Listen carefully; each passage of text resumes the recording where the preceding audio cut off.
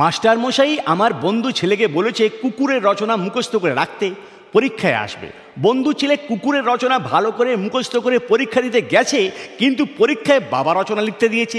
বন্ধু ছেলে লিখছে, বাবা গৃহপালিত চতুষ্পদ প্রাণী, মাংস খেতে খুব ভালোবাসে, তবে সব খাদ্যই বাবা খায়।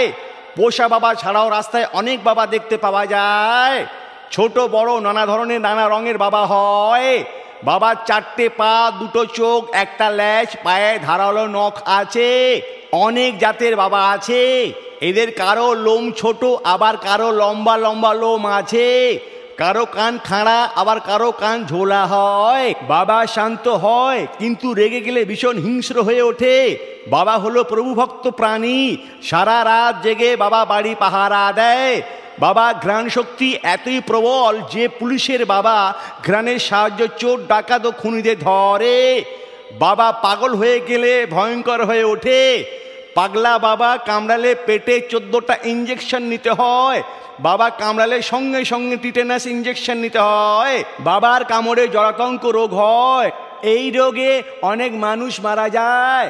এই রকম আর একটা ছেলেকে তার দিদিমণি কাক রচনা মুখস্থ করতে দিয়েছে। সেই ছেলেটাকে মাস্টারমশাই বলল, ঠাকুমা রচনা বলো তো কানু। ঠাকুমা আমাদের খুব পরিচিত পাখি। ঠাকুমা দেখতে খুব সুন্দর নয়। ঠাকুমার ঠোঁট খুব সরু আর চোখ দুটো ছোট ছোট। ঠাকুমা সারা শরীরে কালো পালকে ঢাকা।